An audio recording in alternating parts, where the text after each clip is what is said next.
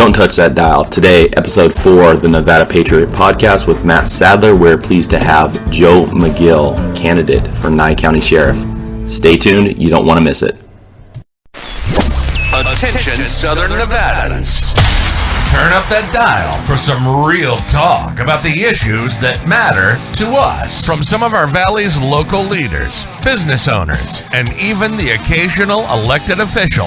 Airing now on incredibly intelligent local radio stations and streaming worldwide at the NevadaPatriot.com. Welcome to the Nevada Patriot Podcast with Matt Sadler.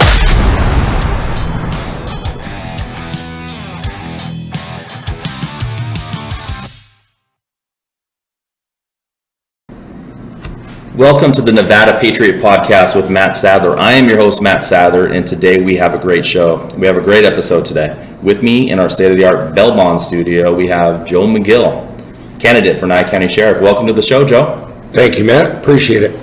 Now, anyone living in Nye County for more than maybe a day has this race on their radar. It's definitely among the most interesting political races we have on our ballots. But before we get to all that, let our listeners know a little bit about yourself, Joe. Well, I've been living in Nye County in Pahrump for about 14 years. Prior to that, I came from Las Vegas.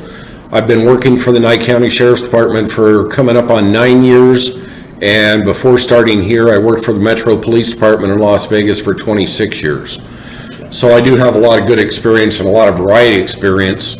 I come from a big community, a big department, and I've also been working for a small community and a small department, so I have both angles of perspective that I can look on. Okay, so in that light, tell us some of your goals if you're elected sheriff. Some of the goals I want to work on, the biggest thing is our turnover rate in the department. We have employees, as a matter of fact, since Sharon Worley took office in 2014, we've had 167 employees leave the Nye County Sheriff's Department. That's not just people wearing badges and carrying guns, that's also civilian employees. But the overall fact of that is that's almost a 100% turnover rate of our entire department. The employees on the department no longer have any faith in Sharon Worley. They are asking for new leadership so they can gain or regain the respect that they used to have in this community, but they need leadership to get there. They need someone to show them the ropes and show them how to do and how to interact with the public. Because right now we have an us versus them mentality between the department and the citizens of Nye County. That's never going to work in a law enforcement agency.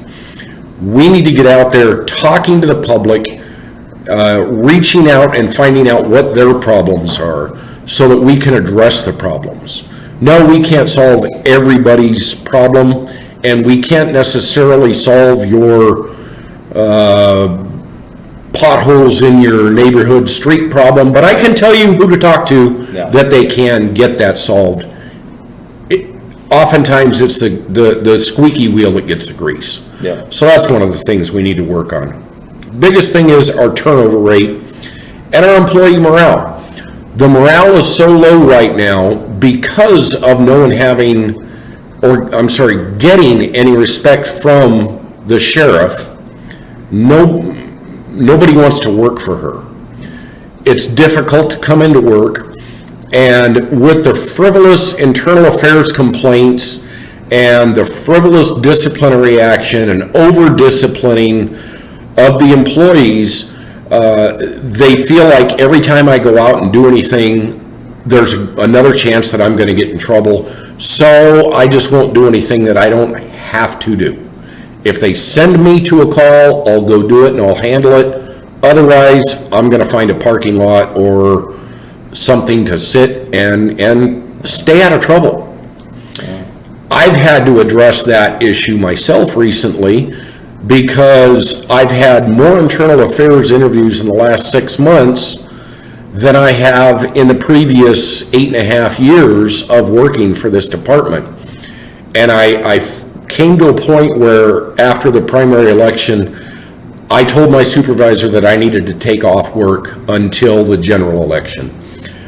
Sharon Worley, through my direct supervisor, sent me a message that she was going to consider that my resignation and to go collect my equipment. So I decided not to do that. I cut my time back in half. Normally, I'm working on a 19-hour-a-week schedule. I've cut my time back to 10 hours a week. And now, as of today, this is the first day that I am off until the general election. Gotcha. The problem was, it's a situation of self-preservation. Every interaction that these deputies have on the street, or the civilian employees that they have in their office or at the front desk at the jail, every single interaction is one more chance of getting in trouble and having something blown out of proportion and your career potentially ruined or ended because of the over-discipline that our department has. So it sounds like to me, the morale of the deputies can almost directly be tied to effectiveness at preventing crime, policing our neighborhood. It absolutely can, but if you have a person happy in his job, his or her job, they're going to do a good job. Yeah. If they're afraid to do their job, or if they're afraid to make decisions, which is one of the effects of this administration and the sheriff, then they're not going to want to make decisions. Everything is going to be decided at the supervisor's level, and the supervisor doesn't want to make decisions because they're afraid to, and it goes to the lieutenant, and the lieutenant's afraid to make it. You just can't win. The morale is definitely affected by the way that she is handling her staff, and that's one of the biggest things that we need to change. I do believe that on day one, morale is going to be improved because they're going to have a new sheriff, a sheriff who is going to listen to their people, talk to their people. I will treat my people with respect. That's the biggest thing that she doesn't do. She doesn't treat her people with respect. Yeah. More on my goals. Recently, the current sheriff reassigned detectives that were actively pursuing narcotics crimes and street crimes. That was called the Street Crime Narcotics and Gangs Unit, or the SNAG unit. That unit has, over the last few years, dwindled down because of transfers, resignations, promotions, whatever. And it came down to the point where we had 2 detectives doing that job. Those 2 detectives were recently reassigned from the SNAG unit to the General Assignment Division, and now they're responsible for follow-up investigation instead of going out proactively chasing, looking for criminals, going out and looking for drug dealers, going out and stopping drug users who may in turn roll over on their dealer in order for the user to not get in trouble. And now we've got the next level up and keep working up as far as we can. We don't have anybody actively pursuing drug crimes anymore. We need to reduce overall crime in our community. Overall crime is up. If you speak to anybody in this community, you get a response from them that they don't feel safe. Yeah. And that is a really big problem when it comes to the administration of a law enforcement agency. If your citizens don't feel safe, then perception is reality. We have to, number one, make them safe through our work. Number two, make them feel safe so that we don't have problems down the line. Criminals, they get the feeling that they're untouchable, and with that feeling, you're just empowering their actions.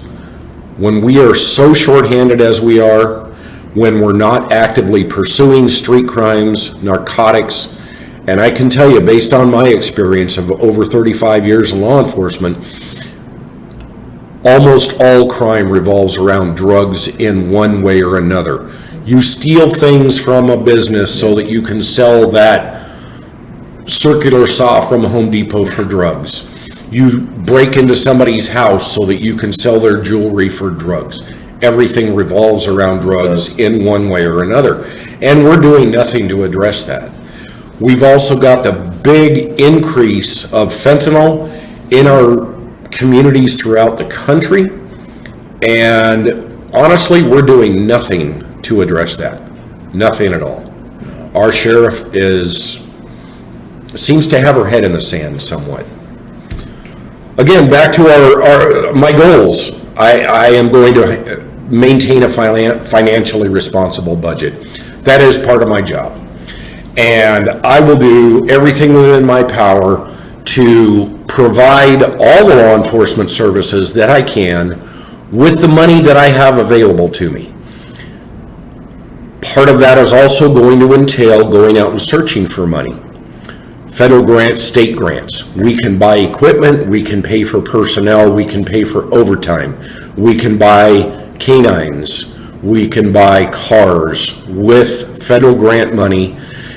And if we can get federal grant money to buy canines and pay for overtime, then we can take those canines, excuse me, and the overtime of the individuals and use that for drug interdiction on the highway, on 95, on 160. Highway 95 goes from Mexico to Canada, and it is the only route, the only feasible route in Nevada from southern Nevada to northern Nevada and back. You cannot tell me that there are not loads of drugs going up and down Highway 95, going from south to north, and loads of money going from north to south. Absolutely. There is no way to say that that's not happening. But again, we are not doing anything to address that.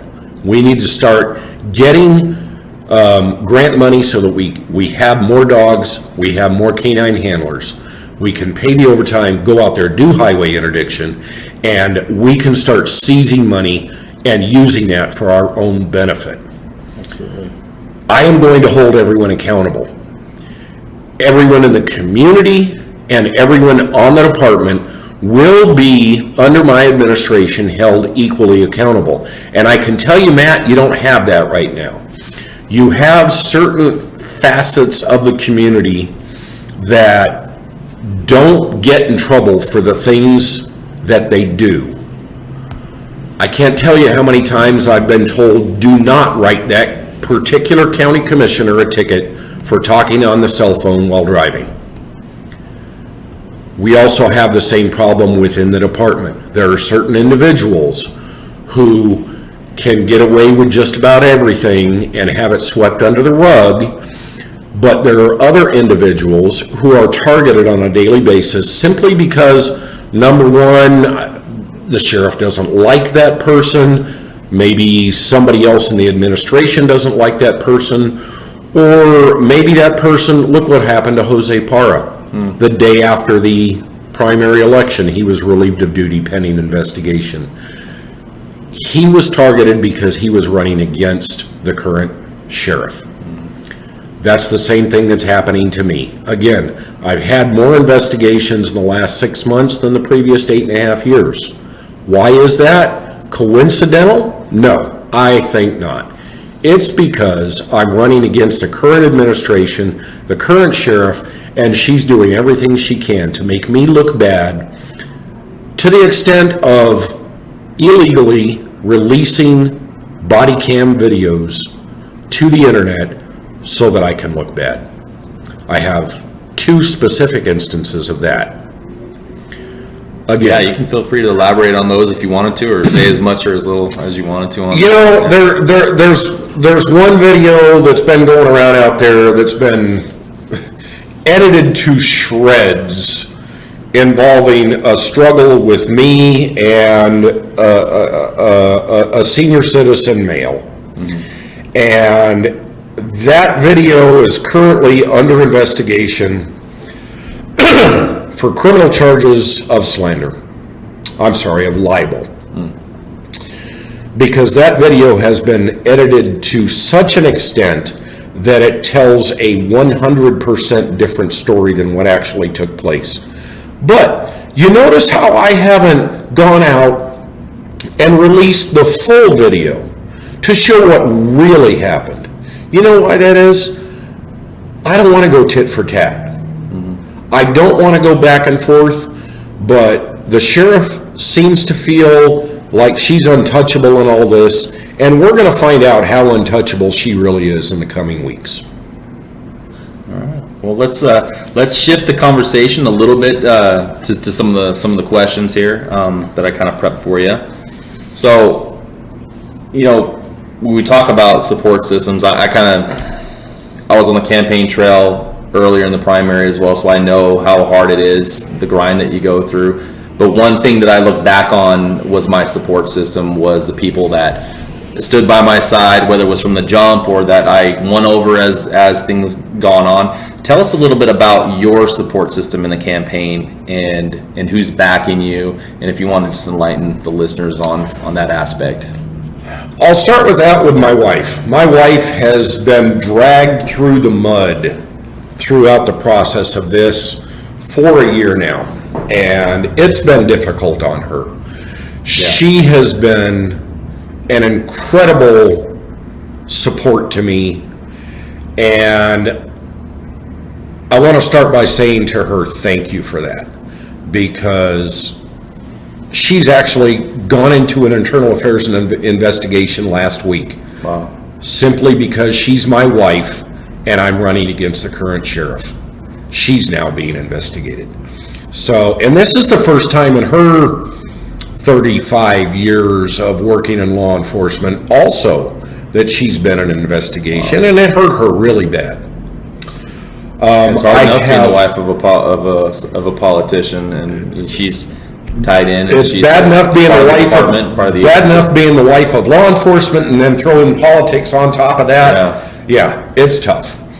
I have the incredible, amazing, outstanding, I can't think of enough adjectives to describe the support that I've gotten from the members of this department. The members of Nye County Sheriff have supported me from day one. Actually, I started this campaign because of members of the Nye County Sheriff's Department asking me to run for sheriff. They have gone over and above. I've gotten 96% of the vote of 2 associations to endorse me, as well as the Firefighters Association. That support is what's getting me through this. It's incredible to go to a restaurant here in Pahrump, and in the process of sitting down for an hour to have lunch, how many people might walk up to me or just walk past me and say, "You've got my vote. Thanks for what you're doing." The support throughout the community has been just touching.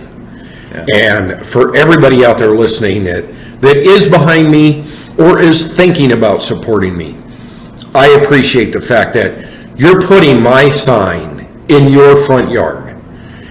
And when you drive around this town and see how many of my campaign signs are in the front yard of people's homes, that is a big statement. Yeah, drove past a few on the way here to the bail bonds office. So yeah, they're out there for sure. Yeah, the support that I've gotten is it's just so touching. I would have never imagined how good it would make me feel knowing that so many people who I've probably never even met believe that I have the ability to make the changes that I say I'm going to make, and the changes that they know that they need to see happen. Yeah, it is. So kind of dovetailing on that, as far as changes, things like that. So as we've seen NCSO officials have been subject to public scrutiny. Some recent issues have been made kind of widespread news. What would you do, if anything, differently with regard to internal investigations, internal affairs, etc.? There was a recent situation of two of my campaign team members who were, charges were submitted to the district attorney's office from the sheriff's department, attempting to charge those two individuals with a crime. I have told many people, and there have been many people ask me about this, the term computer crimes that they were charged with had nothing to do with government, county, department, computers, software, databases, nothing like that. It was a Facebook page.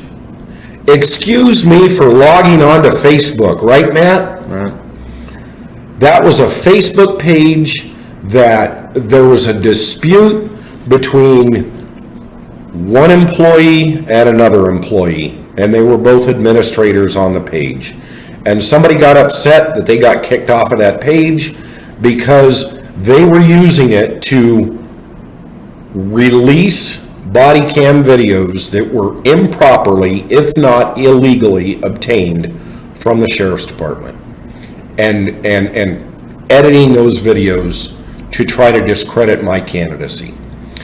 Those two individuals were relieved of duty pending investigation, and they were suspended with pay for, was it about 12 hours? It was quick. About 8 hours, something like that. And then the district attorney's office, good for him.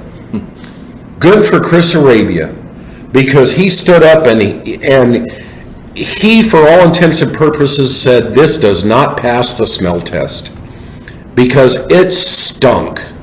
The way that investigation was done, the way the complaint was taken, and what Sharon Worley decided to do with that information and trying to prosecute a crime, knowing from day one that there was a disclaimer on Facebook saying that you're giving permission for that individual to take you off of the page. Sharon Worley chose to overlook evidence, and she chose to overlook ethics when she decided that she was going to put those two people on a criminal complaint to the district attorney's office. They came out right, and they came out clean on that, but I don't think that the county is going to be coming out clean if those two choose to file a civil complaint. So in the broader context, what you're saying is you would be doing things completely different as far as that process of the internal investigation before it would go to a criminal complaint or referral to the district attorney's office. I would not use the internal affairs investigation or the internal affairs process as a weapon against my employees. It needs to be used. It absolutely needs to be used, and people need to be held accountable, and people need to be disciplined for inappropriate or unlawful activities. However, I do not agree with the fact that the most minor of policy infractions are put down on paper and put in your personnel file. I do not agree with the fact of using the internal affairs process as your personal tool to go after the people that are supporting someone other than you in the campaign process. That's what happened in this case. There was a situation when a deputy was involved in a deadly force situation. That deputy was arrested, handcuffed, and transported to the Nye County Detention Center and booked on felony charges when the sheriff could have chosen to submit the report to the district attorney's office to see if there was a case to prosecute or not. That happens all the time. Why wasn't that process taken? That deputy was not a flight risk. That deputy was not a danger to society. That was simply making a public statement for a political purpose, whatever that political purpose was, and using that deputy as a scapegoat for her personal agenda. The internal affairs process needs to be fair and equal across the board to all your employees. Again, certain employees should not be getting a pass when it comes to a suspension. Lieutenants and above get suspended, but they don't have to serve that suspension and not get paid for the 40 hours that they were suspended.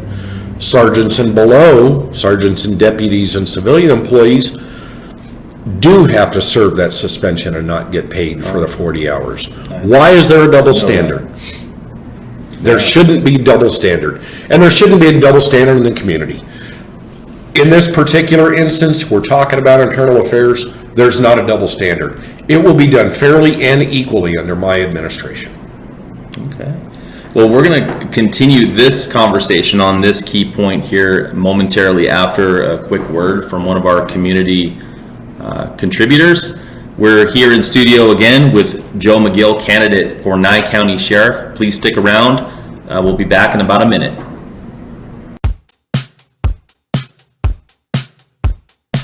Hey Pahrump, it's Matt Sadler here. Tune into FM 97.7 KPFF every Saturday at 6 p.m. for real talk and real conversations about the things that matter. The Nevada Patriot Podcast with Matt Sadler will feature topics and conversations with business leaders, faith-based leaders, elected officials, political candidates, and important issues that are changing our society forever. You don't want to miss an episode. You'll be able to catch replays of our show throughout the week at 4 p.m., streaming worldwide at godfather.media. If you have suggestions for topics or you're a business looking for acknowledgement opportunities during our show, call the station toll-free at 1-877-PAHRUMP. Until the next episode, Nevada Patriots, God bless.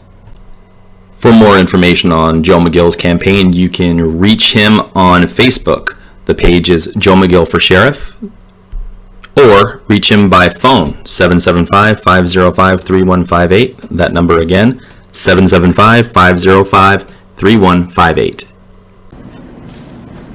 And we're back. Thank you for sticking around here at the Nevada Patriot Podcast with Matt Sadler. We are back in the Belbon studio with Joe McGill, candidate for Nye County Sheriff. So moving right along, Joe, tell us a bit why you feel qualified for this post, and in a nutshell, what you feel sets you apart. Well, to begin with, Matt, I've been in law enforcement for 35 years in Southern Nevada. Like I said earlier, I worked 26 years in Vegas with Metro Police, and I've been working out here for almost 9 years. So I do have the experience, the training, the knowledge, the skills, and I guess a bigger example of why I have the qualifications is that the people of my community and the people of our sheriff's department feel that I have the qualifications. I do have to meet minimum standards, obviously, in order to run for the office. But the fact is that people trust me, and people have faith that I can do the right thing for the right reason. I'm not afraid to make difficult decisions. I've made difficult decisions for my entire adult life in my career. I have extensive experience in law enforcement, and I can tell you that's real law enforcement experience. I'm not talking behind a fence somewhere. The fact that I am not certified to instruct driving an Abrams tank or shooting a machine gun has no bearing on my ability to be the sheriff of Nye County. You need to look at what it is that the job entails. This job entails law enforcement. This job entails dealing with people.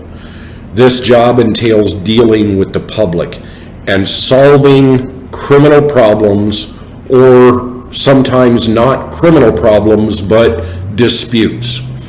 And working at the Nevada test site does not prepare you for that. Working in law enforcement does. I don't want to vote in or hire a chief of police or a sheriff who has worked in the private sector their entire adult life and has never been in law enforcement. I'm not trying to minimize the job that Sharon did for a long time, but I'm saying that's not law enforcement. So delegating and having talented people around you, I think, would be central to, running the agency. So what are some of your thoughts, or if you want to kind of elaborate on your plans and how, you're surrounding people around you to position you to run a successful administration? Well, look at it this way. The president doesn't run the country. The president doesn't make the laws. His advisors point him in the right direction. Congress makes the laws. Congress argues the pros and cons, and it comes down to the ultimate authority of being the president to sign that piece of paper. That's what I'm looking at my position of sheriff as being. I am going to empower my employees, which is not being done now and hasn't been being done for the last 8 years. I'm going to give my employees not only the authority, but the responsibility to make their decisions, make good decisions to benefit the community or the department, whichever aspect we're talking about here. And I'm going to give them the training, the leadership, and the freedom to express themselves in the decisions that they're making. I'm putting people in my upper level administration who are currently part of the administration, so therefore they know the ins and outs, the needs of this department, and how the administrative functions of this department take place. Those are going to be my cabinet. Those are going to be my Congress. They are the people who I am going to get educated advice from, and I'm going to lead them in the direction of a positive outcome for our community and for our department. Right on. Okay. So how do you feel in our current situation? How do you feel the Nye County Sheriff's Office resources have been managed, and what, if anything, would you do differently? When you're talking resources, you're talking about a lot of different subcategories of resources. So let's start with, and the biggest part of that is personnel. The personnel are not respected by the sheriff. The upper level administration sees that and bucks back against her continuously. Mid-level administration, sergeants, they get no respect from the sheriff, and they don't want to make decisions because out of fear. They know that every decision that they're going to make is going to be second guessed, and so they just defer. Deputies, bottom level of the administration, so the civilian employees, again, are afraid to make decisions because they're afraid to get in trouble. Because every time that they get in trouble, it has to go down on paper, it has to go in your personnel file, and there's dozens of times throughout a work week when I can, myself or a sergeant or a lieutenant, can handle a disciplinary issue informally. We can have a conversation with an employee. Does that mean that I can't take progressive discipline steps in the future with repeated violations of the same thing? Yeah, it does. Because if it's not written down, it didn't happen. So I can't say when I did an informal, hey, you shouldn't do this, I can't say on the next time this is the second time. But really I can. Maybe with something as simple as an email.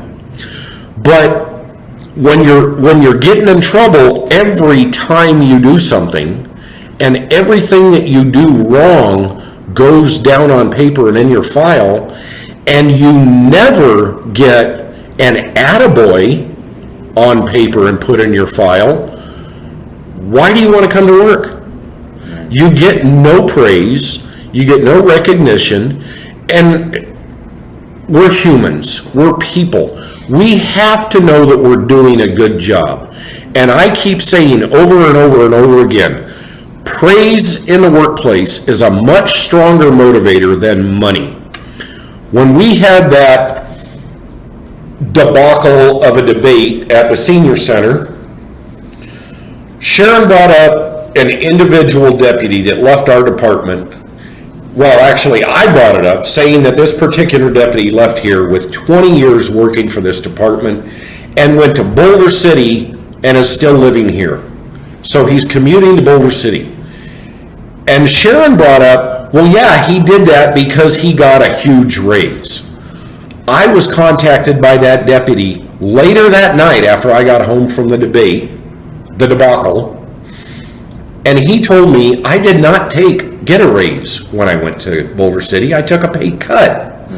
So now, he's left a position he's been in for 20 years with this county. He's still living here in Pahrump, and now he's commuting to Boulder City with darn near the highest gas prices in history and taking a pay cut to do it. Why did he do that? Because he was miserable in his job.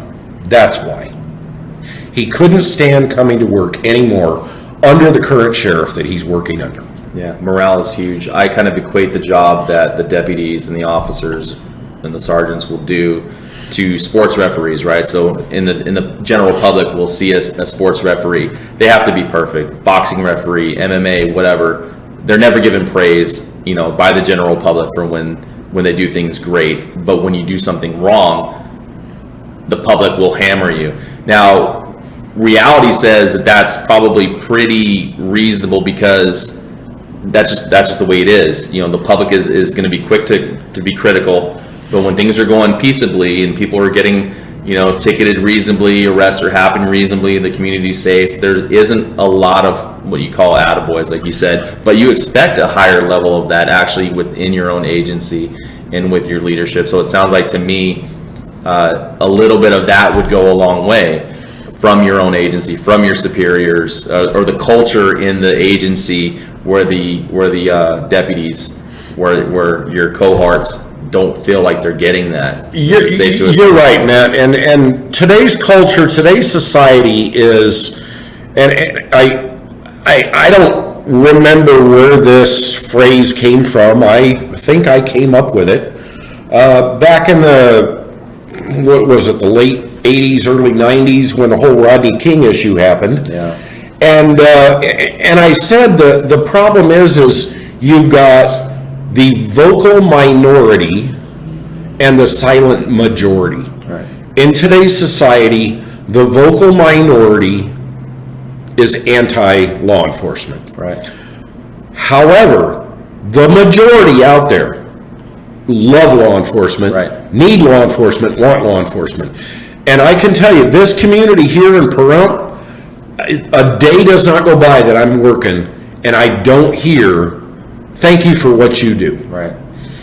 This community is very law enforcement friendly, very supportive, but they are very anti-establishment. And I'm hearing over and over and over again how unhappy the community is with the job that the sheriff is doing, and that trickles down into the job that the sheriff's department is doing. Again, because of morale, because of the high turnover rate, because of the fact that we can't hire enough people, because of the fact that we have cars over 200,000 miles and they look like they belong in a junkyard, but we're still driving them on calls for service. Let's take some pride in ourselves, in our community, in our department, and show our community that we care about them. They will show us that they care about us. Right, that's true.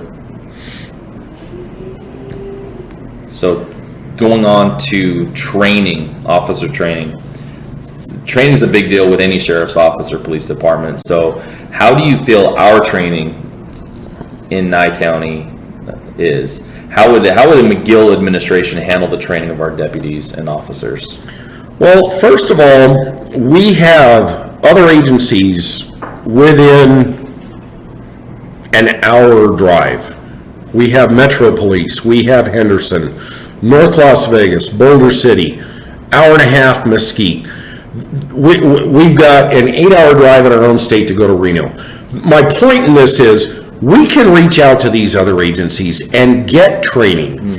Things that they are using that may be different than what we do, maybe things that are newer than what we do, maybe they're using tactics or computer systems or investigative techniques that is something more advanced than what we've got here. The point, let's reach out to these agencies and let's create a relationship with these agencies. I was talking to the sheriff-elect in Las Vegas, Kevin McMahill, just a few weeks ago on the phone, and I told Kevin, I said, look, I want to work with Metro Police. I don't want it to be like we look at ourselves as this little island out in the middle of the ocean and nobody can reach us and we can't reach them. Because I tell you, Matt, the bad guys are reaching us. Yeah. They're coming over the hill from Vegas, and our bad guys are going over the hill to Vegas, and they're coming back home. We've got to work together.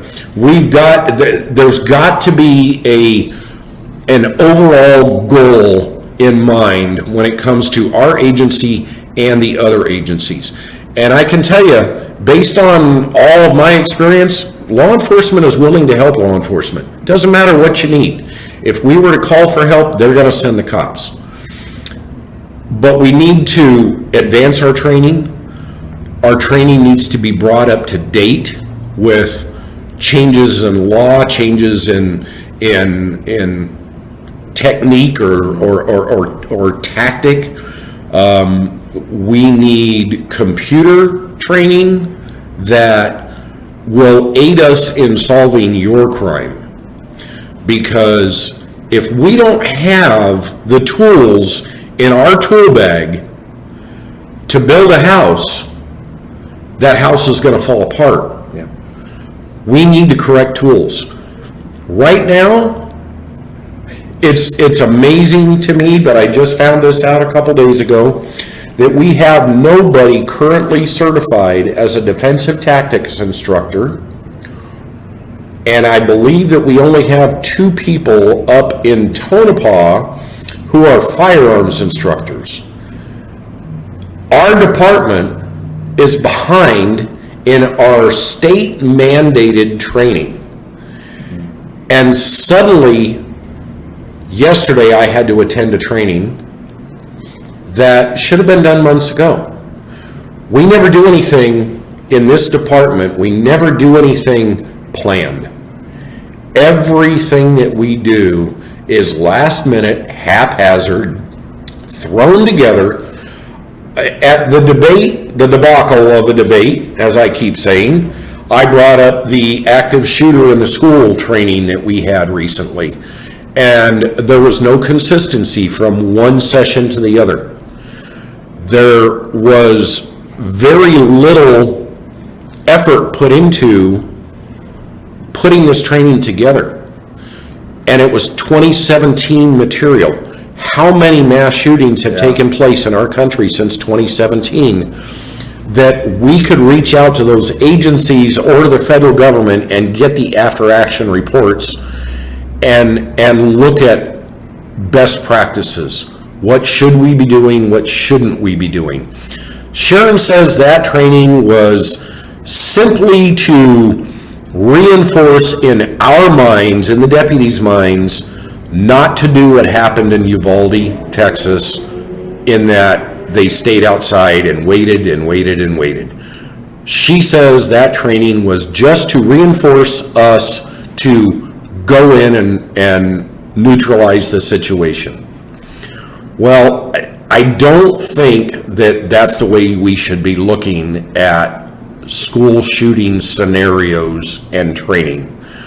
We need to train for the real thing. We need to be prepared for what happens, the smells, the noises, the screaming. Right. If we're not ready for that, then we're not going to be able to act at our potential if the time were ever, God forbid, to happen in our community. So it sounds like to me this is something that we, you as an agency, have to be more intentional with. So when you talk about the budget concerns and grants and maybe going to the commissioners and whatnot, it sounds like that would be a priority, a huge priority for your administration, is to secure the necessary resources so that the training can be top notch. Because replicating situations like that, which would be probably the most stressful that I'd ever imagine a peace officer going through, is definitely going to be something that probably requires money, or just reallocating existing funds to make that a priority. Well, it doesn't have to take a lot of money. It doesn't have to take any money at all. It just has to take planning. And that's where the department falls short, is in the planning stage. Every year, when it comes 2 weeks before Fall Festival, we know every year, don't we, living here in Nye County, that Fall Festival is going to be, the end of September, October, right? But every year, 2 weeks before Fall Festival, they're sitting down and figuring out who's going to be working what shift and what hours, and are they going to be at the park? Are they going to be on calls for service? And, here's the thing. They never assign anybody with a badge and a gun to Fall Festival. That's the biggest event in our county every year.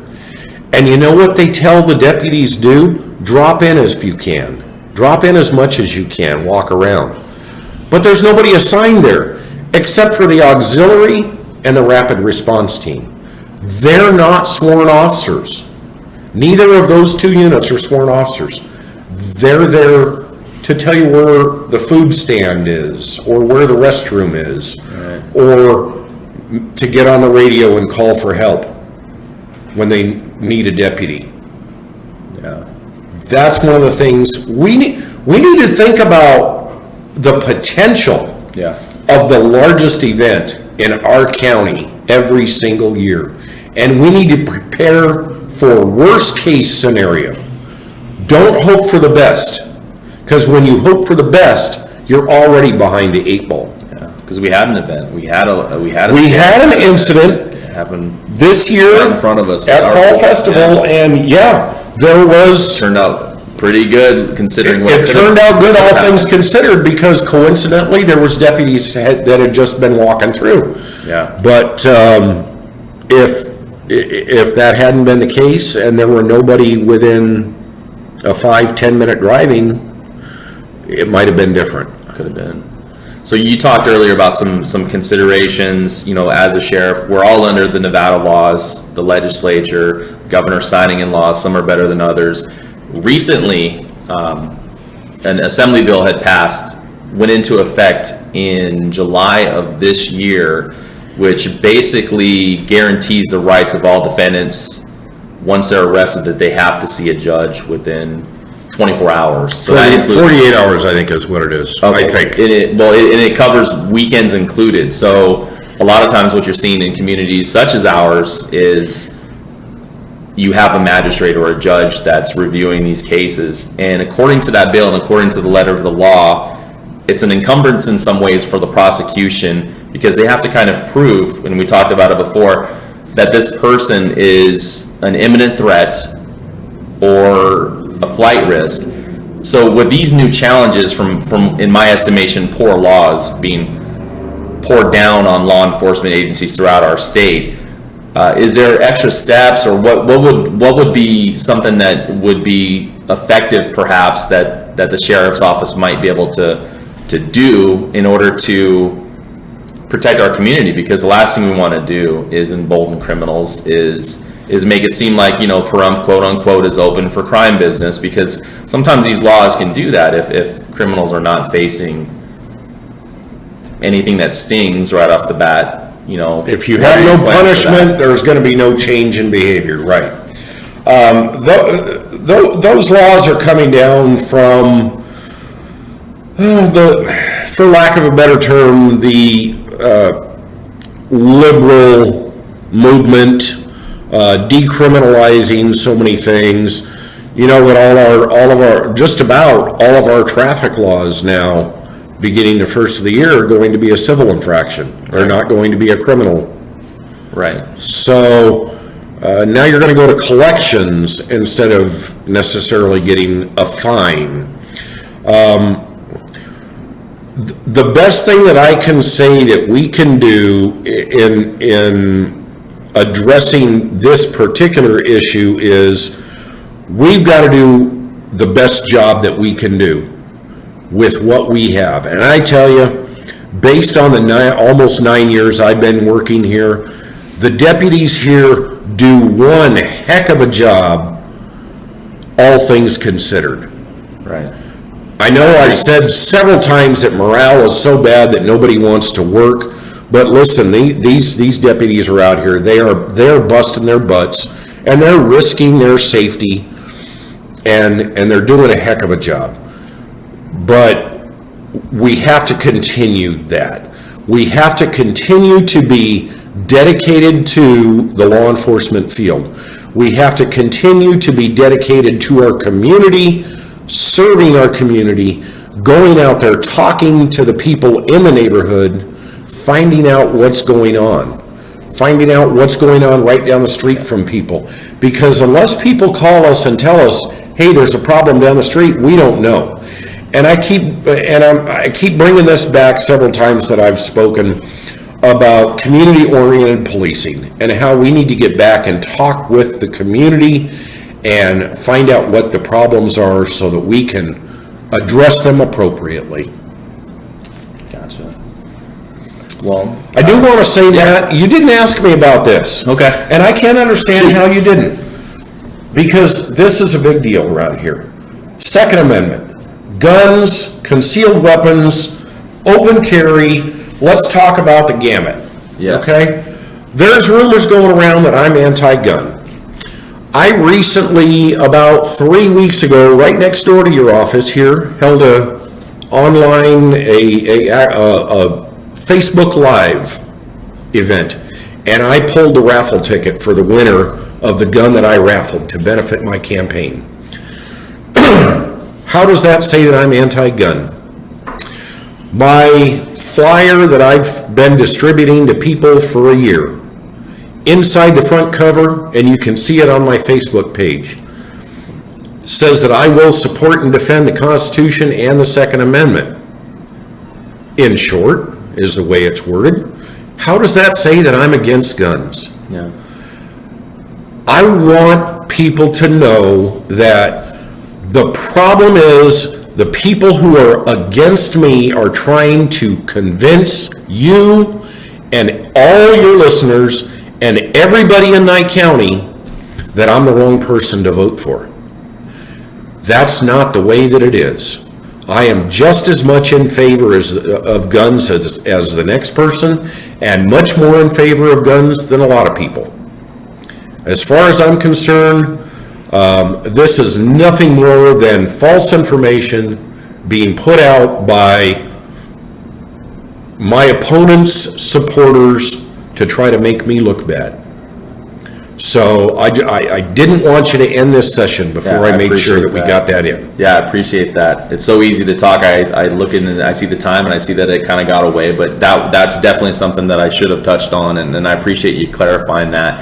And that's the important thing with shows like this, guests like Joe McGill, is that this is the venue, or a venue, where the air can be cleared. You can hear it from the horse's mouth. You can get the actual details instead of just relying on third-hand, fourth-hand, fifth-hand knowledge, which we know that telephone game, it gets screwed up.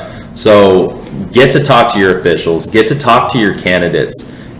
Listen out for forums like this where you can actually hear their platform instead of just someone telling you what someone told you about their platform. So that's really important. I want to thank Joe McGill for coming by and putting on a great episode 4. I wish you luck in your race. I thank you that you took the time to come out here and educate me and some of our listeners. This is Matt Sadler with the Nevada Patriot Podcast with Matt Sadler, tuning out.